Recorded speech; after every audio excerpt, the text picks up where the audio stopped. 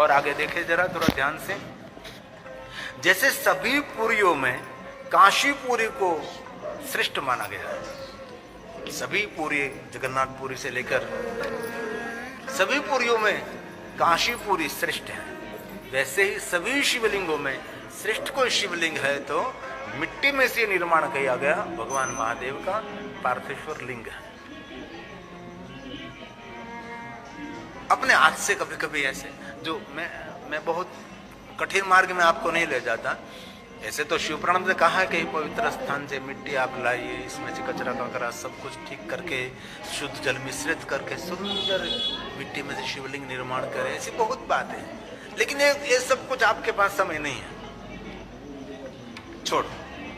लेकिन आपके घर के आंगन में बिल वृक्ष है, बिल वृक्ष के नीचे मिट्टी है, बस यही उनका ही थोड़ा सा जल डालकर शिवलिंग बना लीजिए वहां ही और जल अर्पण कर दीजिए, होगी पार्थेश्वर पूजा।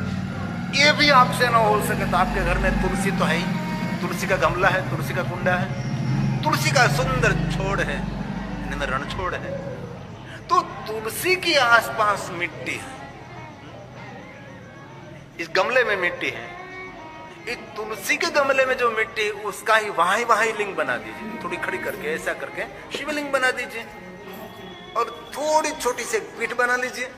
इसी मिट्टी की विसर्जन करने की कोई आवश्यकता नहीं रहती और सुंदर शिवलिंग तुलसी के गमले में निर्माण करके और सुंदर जल चढ़ा दीजिए, हो गई पार्थेश्वर महादेव की पूजा। उससे सरल नहीं हो सकता, ये सभी सरल से सरल हर कोई व्यक्ति कर सकता है, हर कोई व्यक्ति कर सकता है। और इतना तो हम कर सकते हैं, सुंदर मिट्टी इसमें थोड़ा ऐसे करो तो शिवलिंग बन जाएगा, बाद में थोड़ा सुंदर एक पीठ बना लीजिए, होगी पार्थेश्वर की पूजा। और मेरे महादेव को कोई सौभाग्य द्रव्य की जरूरत नहीं है, मेरे महादेव को कुछ भी पूजा की सामग्री की जरूरत नहीं है।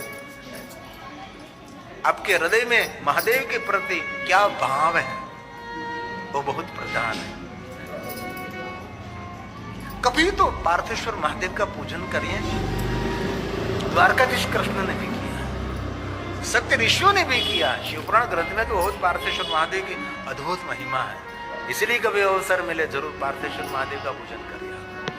यहाँ हमारे आचार्य जी कराते हैं पार्थेश्वर महादेव का पूजन, और इस महीने में तो रोज करना चाहिए पार्थेश्वर महादेव का पूजन। माक्षर मास है ना, शिव की साधना का महीना है माक्षर मास।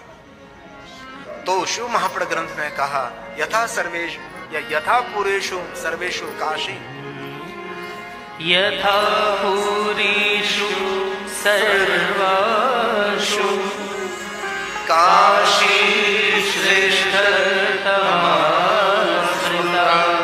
काशी को याद करने मात्र से मनुष्य को पवित्रता मिलती है, वही काशी नगर है। काशी नगर में मृत्युंजय महादेव है, हजारों ब्राह्मण मृत्युंजय मंत्र का अनुष्ठान करते हैं। आप कभी काशी गए होंगे तो पता होगा, मृत्युंजय महादेव का बहुत प्राचीन स्थल है।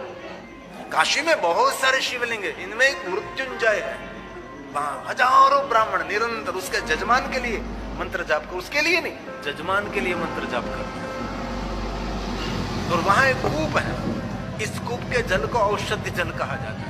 वहां बहुत सारे ब्राह्मण के लड़के वहां खड़े रहते हैं, इसमें से जल निकालकर आपको जल का प्रसाद देते हैं। देखा मृत्युंजय आपने कभी इसमें कोई आंगले मुझे करे कोई? एक बे त्रण जना है, बोलो विचार करो, आ बोलो चौथो भाई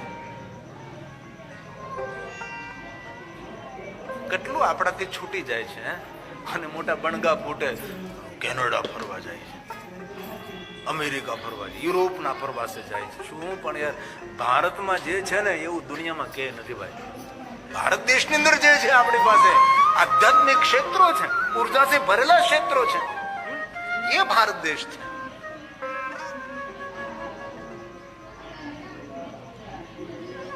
ये भारत देश,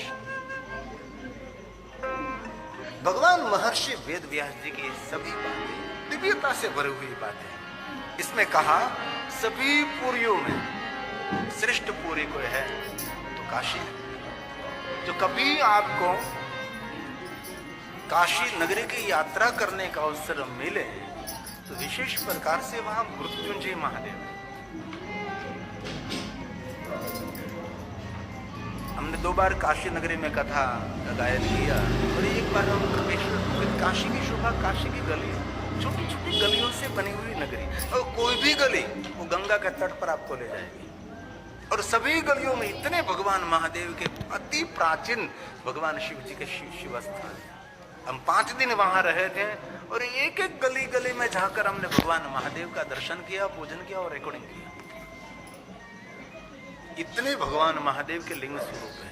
बहुत सारे शिवलिंग तो काशी नगर में मस्जिदों में है। एक लाट भैरव है, वो बिल्कुल कब्रिस्तान के बीच, चारों तरफ कब्रिस्तान, मस्जिद, वहां लाट भैरव। और एक अकारेश्वर महादेव, उकारेश्वर महादेव और मकारेश्वर महादेव, तीनों शिवालय की सीढ़ी तक कब्र बनी है चारों तरफ, ताजी। और हम रात में गए थे, ये लोग घूर घूर कर देख भी रहे थे मुझे। पूरी टीम के साथ में गया था, अकेला तो नहीं जाता। ऐसे बहुत सारे काशी नगर में भगवान महादेव के बहुत प्राचीन स्थान है। लिंगों से भरी हुई नगरी है काशी नगरी। लेकिन हम लोग काशी में जाते हैं, काशी विश्वनाथ ये है लाट भैरव, चारों तरफ कब्रिस्तान, एक तरफ मस्जिद, वहां लाट भैरव बीच में विराजमान। मंदिर सबको तोड़ दिया, लेकिन लाट भैरव को कोई हटा नहीं सके। ये हमारा भैरव। आज भी कोई काल भैरव के भक्त आए थे, यहाँ से 25 किलोमीटर दूर काल भैरव जी का मंदिर स्थान है।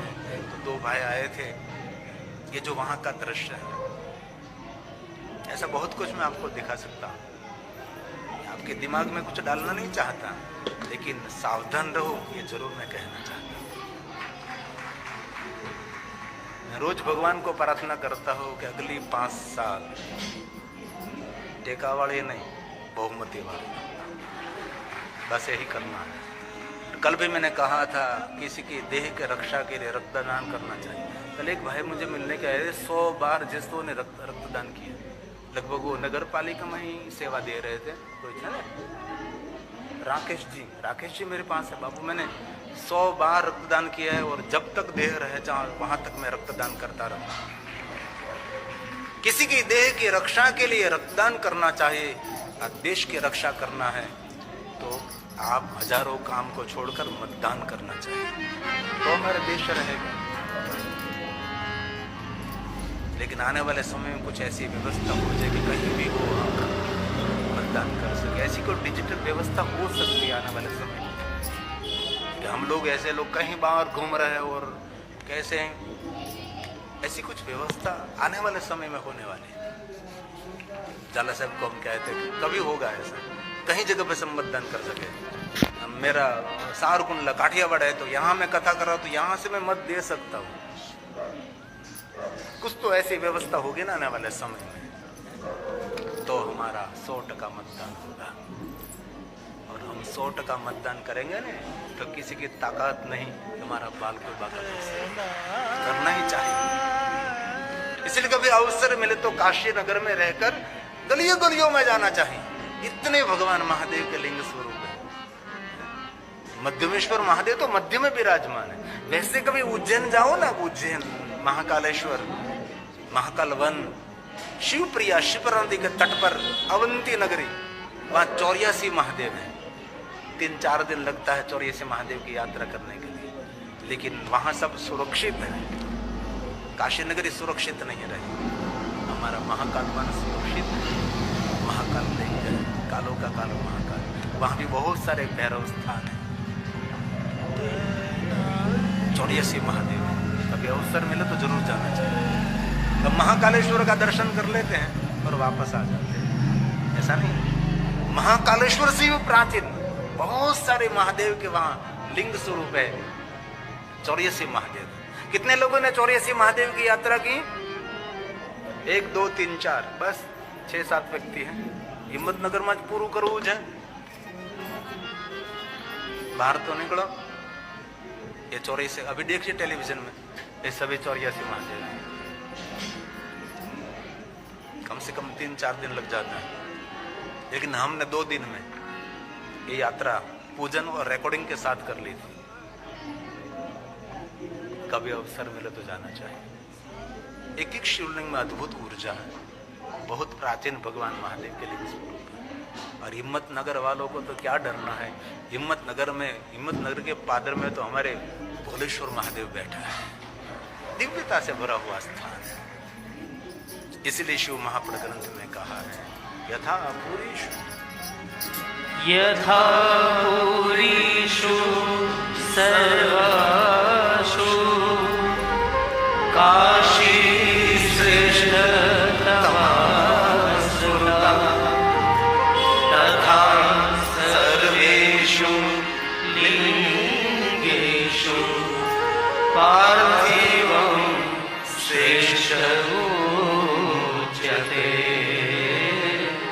पार्थिवं श्रेष्ठमुच्यते। आखिरी श्लोक ये पहली बार मैं गा रहा हूं आपके समक्ष। रोज कुछ नई बात कहने का हम प्रयास करते हैं। कथा तो भगवान की है ही, शिव कथा એટલે सिर्फ इतना नहीं समझना कि शिव सती के विवाह, शिव पार्वती का विवाह और कार्तिक भगवान का प्राकट्य हुआ, गणेश जी का प्राकट्य हुआ, बस हो गई शिव कथा। नहीं, ये विधि विधान से भरा हुआ ग्रंथ है, इनमें बहुत कुछ है। महादेव के भक्तों के लिए शिव भक्ति का मार्गदर्शन ये शिव महापुराण ग्रंथ में। शिव महापुराण तिलकम खलु सत्पुराणम, ये भरपूर ये शिव महापुराण महादेव के भक्ति से भरा हुआ है।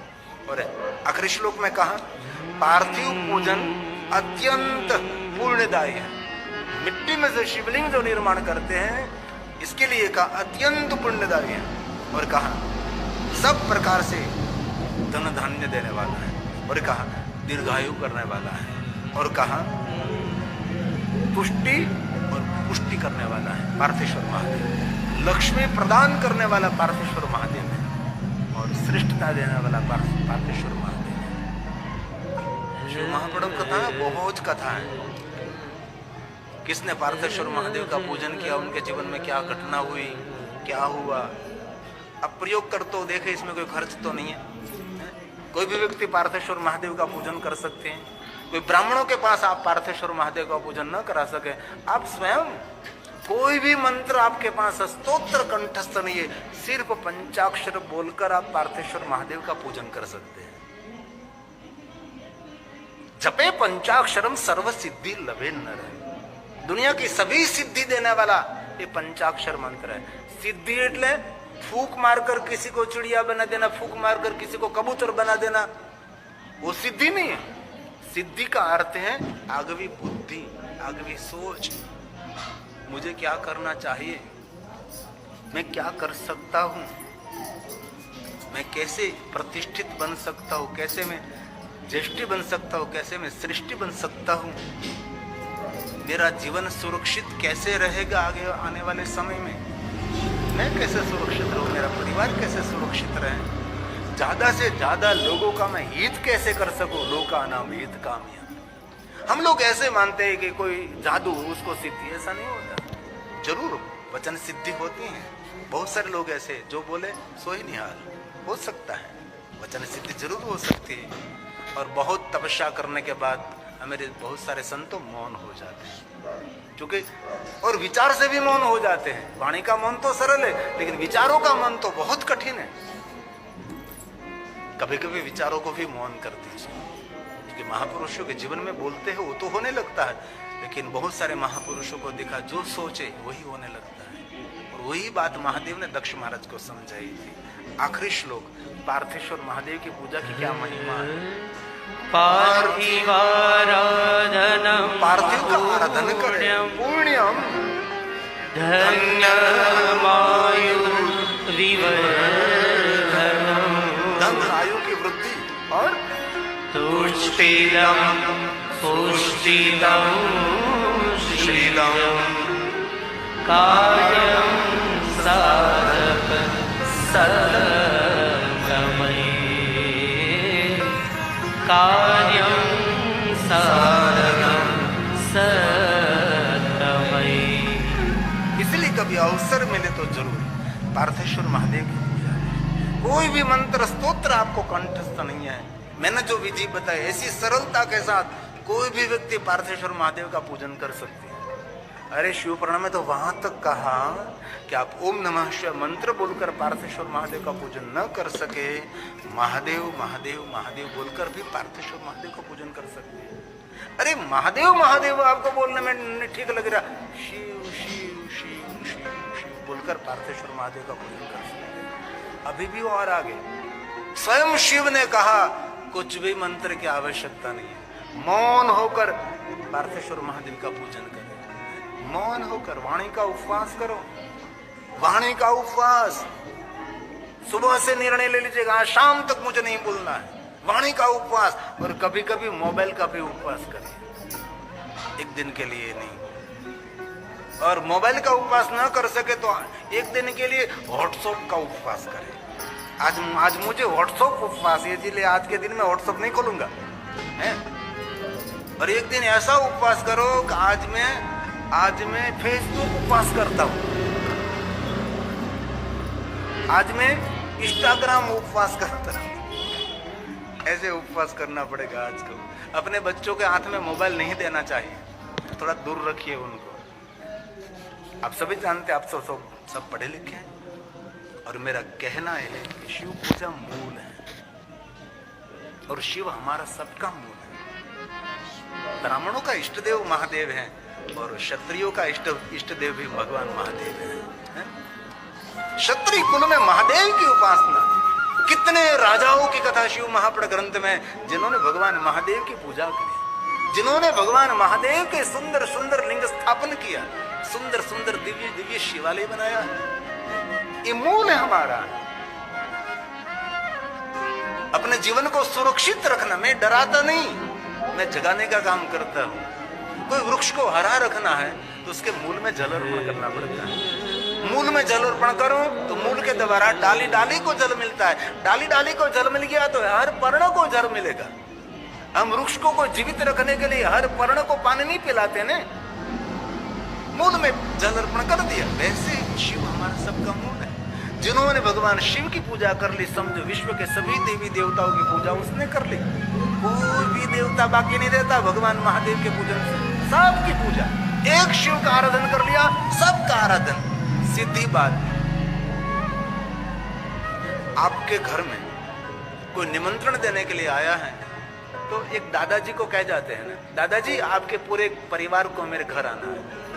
बाद में एक दादाजी को कह दिया, एक एक व्यक्ति को कहने की जरूरत नहीं है। तो शंकर कौन है? शंकर जगत का दादा है। शंकर दादा, एक की पूजा कर ली, सबका आराधन हो गया। इसलिए श्लोक ब्रह्मा जी ने गाया है, शाखा शाखा पुष्यन्ति वृक्षस्य वृक्ष मूलस्य सेचना तद्वदस्य वपुर्विश्वः पुष्यन्ते च शिवार्चना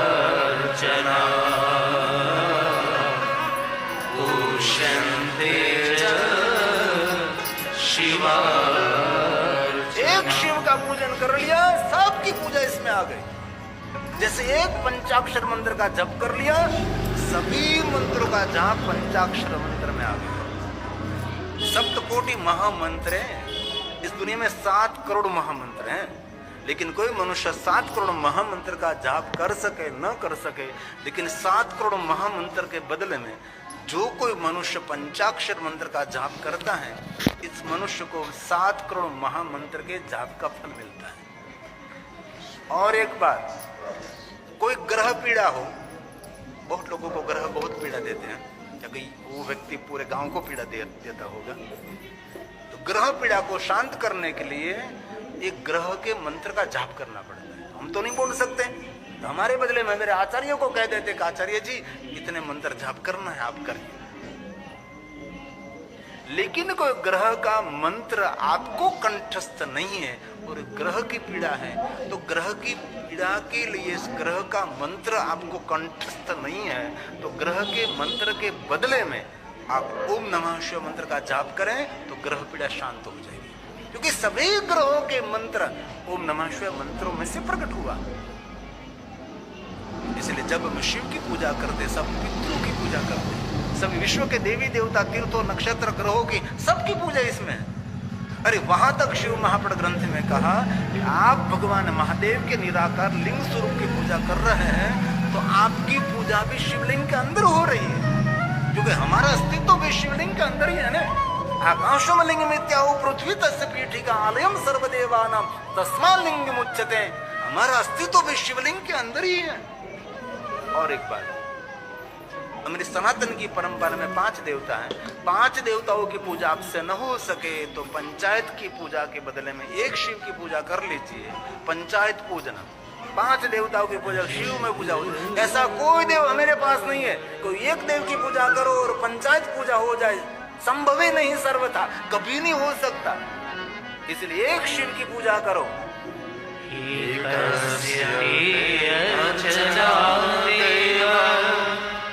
पंचायतन पूजनम जायते अन्यं सुरे चैव संभवे नहीं सर्वथा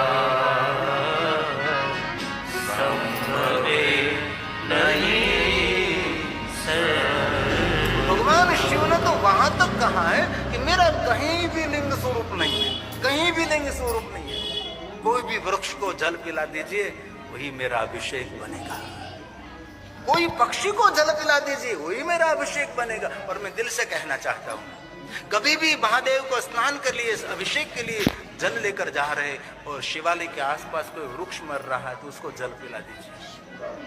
और घर से एक सुंदर तांबा का लोटा जल का भरकर आप महादेव को जलाभिषेक करने के लिए जा रहे हैं और आप मार्ग में जा रहे हैं और कोई पुण्यवान के घर जो पक्षी को पानी पीने के लिए कुंडा लटक रहा है। बहुत लोग होते हैं। राजस्थान में बहुत समय पहले हमारी कथा थी तो एक घर मेरा निवास स्थान था राव परिवार के वहाँ, तो उसके बेटा थी, बेटी थी, बहुत सुंदर, मुझे बहुत अच्छा लगा। बहुत सारी प्रेरणा मिलती है दुनिया में से। तो दोनों बच्चों को अपने उनके माता पिता ने एक कर्तव्य किया था कि आपको एक दोनों का काम करना है। एक तरफ पानी का कुंडा था पक्षी का, एक तरफ दाने का एक कुंडा लटक रहा था। तो दोनों बच्चे सुबह में स्कूल जाते थे तो थोड़ा सा जल इस कुंडे में डालते थे, थोड़ा सी जुआर लेकर इस कुंडे में डालते थे। अब दोनों, उसके बेटा और बेटी, कोई सारी पृष्ठ पर है और सुखी है, प्रसन्न है, खुशबूदार जीवन है। आप कर सकते हैं। जल का लोटा लेकर जा रहे किसी के पुण्यवान के घर, ऐसा लटक रहा है कुंडा पानी का, तो वहां महादेव को अभिषेक कराने का जल वहां इसमें कुंडे में डाल दीजिए। शिव कहाँ है? सारी दुनिया में शिव ही शिव। हमारी दृष्टि चाहिए। हम बोलते हैं ना, आपो दृष्टि माते जनों को, सारी सृष्टि ने शिव रूप देखो। गाऊ નથી ભાઈ, આ બધાને આવડે છે, કંઠસ્થ છે ને બધા। इसलिए शिव महापड़ ग्रंथ में महादेव की पूजा की बहुत महिमा बताई। प्रातः विधि करम, मध्याह्नम कामिकम और सायाने शांतिकम। 3 समय महादेव का आराधन करें। सुबह में शिव का आराधन हमारा कर्तव्य है, प्रकृति का ऋण है, ऋण में से मुक्त होना है। और मध्याह्न कामना की पूर्ति। इसलिए बहुत सारे शिव भक्त हैं 3 समय महादेव का पूजन करते हैं। और संध्या समय तो कभी भूलने नहीं चाहिए, महादेव का विशेष प्रकार से आराधन करें, स्मरण करें, याद करें। और हम कितने भाग्यवान हैं, इस माक्षर मास में हम सभी संध्या के समय तक हम कथा गाते रहते हैं ना। और आप भी कितने आदर के साथ, जैसे कोई हिमालय पहाड़ कोई ऋषि बैठा है वैसे समाधि लगकर आप कथा सुनते हैं। आज मैं डॉक्टर कुरियन के हॉस्पिटल गया था, शिव हॉस्पिटल, जो स्पेशलिस्ट है हमारे डॉक्टर गोस्वामी कुरियन, हमारे गोस्वामी साहब का बेटा। आज मैं हॉस्पिटल, उसका भूमि पूजन भी हमने किया था, मुझे अवसर मिला था। और मैंने भगवान को प्रार्थना की, भगवान अच्छे से अच्छे हॉस्पिटल बने, अच्छे से, क्योंकि हमने भूमि पूजन किया है तो थोड़ा सा कर्तव्य भी रहता है। आज मैं गया तो मुझे खुशी हुई।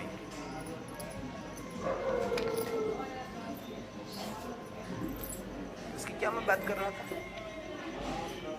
हॉस्पिटल कहाँ से?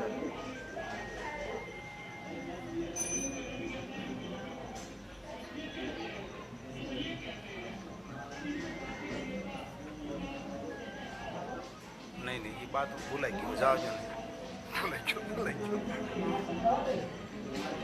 वहां मैंने कुछ देखा था, अच्छा देखा था।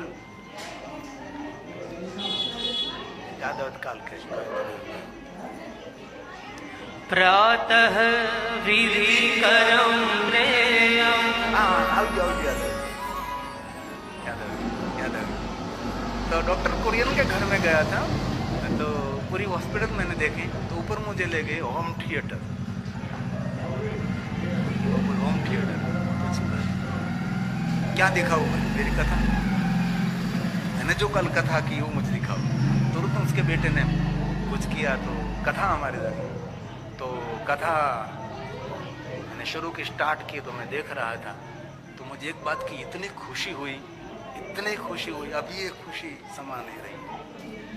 आगे की लाइन में बैठकर एक माँ सो गई थी, आगे की लाइन में बैठी थी, उसका मुख अमरनाथ की गुफा, आंखें ध्यानस्थ इतने, और पूछो प्रीतेश मेहता को, देखा ना, मैं कहता हूं हमारी कथा में कितनी ताकत है, देखो लोगों को नींद करने के लिए गोली लेनी पड़ती है और हमारी कथा सुनने मात्र से नींद आ जाती है, क्या बात है। इसलिए सोने के लिए आओ, यहाँ सोने के लिए आओ, सोने के लिए, ये सोना नहीं, सोने के लिए आओ। और भगवान की कथा में आकर थोड़ी सी नींद लीजिए ना, तो निंद्रा समाधि स्थित है। और कोई कथा सुनता सुनता ऐसे झोंका खा रहा है, तो झोंका नहीं खा रहा, वो मेरे महादेव को प्रणाम कर रहा है। हम तो ऐसे सकारात्मक दृष्टिकोण वाले हैं। प्रातःविधिकरं प्रेयं मध्याह्नं कामिकं तथा। ध्यान दीजिए, सायाह्नं शान्तिदं ध्येयं रात्रावपि तथैव हि। रात्रावपि तथैव हि। रात्रि के हर प्रहरों में पूजा। शिव महापुराण ग्रंथ में बहुत सारी महिमा है। ये पुष्प चढ़ाने से ये मिलेगा, ये द्रव्य चढ़ाने से ये मिलेगा। 3 प्रकार की पूजा है। एक पूजा का नाम है पुष्प पूजा, दूसरी पूजा का नाम है धान्य पूजा, तीसरी पूजा का नाम है धारा पूजा। 3 प्रकार की पूजा, इसमें बहुत सारी कामनाएं हैं। ये पुष्प चढ़ाओ तो ये मिलेगा, ये धान्य चढ़ाओ तो ये मिलेगा, उस द्रव्य की धारा करो तो ये मिलेगा। ऐसी बहुत सारी लालचा भरी हुई। ब्रह्मा ने नारद को ये कहा। बहुत लोग कथा के माध्यम से लोगों को भ्रमित करते हैं ना, टोटका दिखाते हैं, लोग तो पागल हैं। अभी परीक्षा चल रही थी तो किसी ने कहा कि ये बिली पत्र ले लीजिए और शहद वाला कर दीजिए बस, और शिव जी को छिटका दीजिए। मेरा शिवालय आका मत थी क्यों, बोलो ब्याजी तो साफ करता क्यों। इतने बच्चे आए, शहद वाला बिली पत्र करके शिव जो छिटका ले। जेने बताया तो एनो छोकरो ना पास छो, बोलो एनो हूं करूं। अरे क्या यार, एक टोटका शास्त्र नहीं है, और टोटके के प्रयोग करने का ये महादेव नहीं है। इनमें आकृष्ट लोग ब्रह्मा जी ने कहा, स्वयं ब्रह्मा जी ने बोला कि बिली पत्र चढ़ाने से ये मिलेगा, कनेर के पुष्प चढ़ाने से ये मिलेगा, अर्क पुष्प चढ़ाने से ये मिलेगा, आंकड़े के पुष्प चढ़ाने का ये मिलेगा। आंकड़ा का पुष्प गुजराती में बोलो, आंकड़ा फूल महादेव ने चढ़ावा थी शत्रुना ત્રાસમાંથી મુક્તિ મળે। જેટલા દુશ્મનો હોય, દુશ્મનોના ત્રાસમાંથી મુક્ત થવું હોય તો આંકડાના ફૂલ ચડાવવા। આંકડાના ફૂલ કોને ચડે? મહાદેવજીને, હનુમાનજીને અને કાળભૈરવજીને।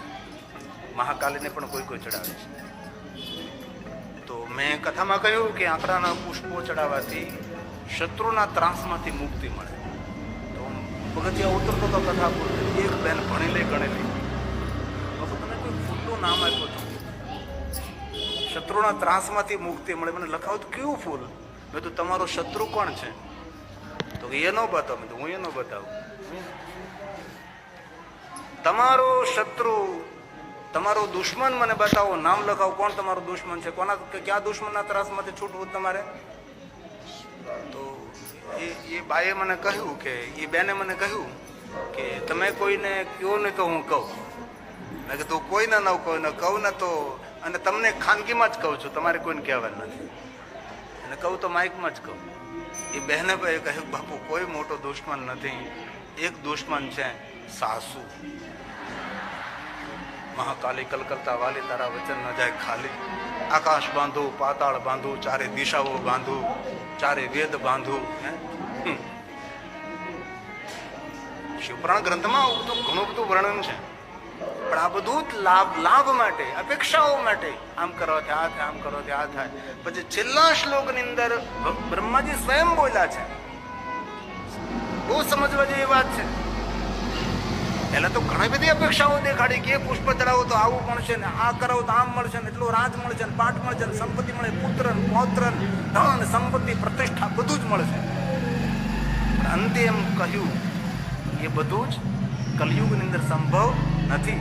એવમ જ્ઞાત્વા નર કુર્વન, एवं ज्ञात्वा नरः कुर्वन् यथोक्त फलप्राप् भवेत् कलो युगे विशेषेण फल सिद्धिस्तु कर्मणा फल सिद्धिस्तु कर्मणा. કેટલી સુંદર વાતને ખુલ્લી કરી છે. આ શ્લોકને સમજાવે શ્રોતાઓને. કહ્યું છે કલો યુગે વિશેષેણ ફલ સિદ્ધિષ્ટુ કર્મણા.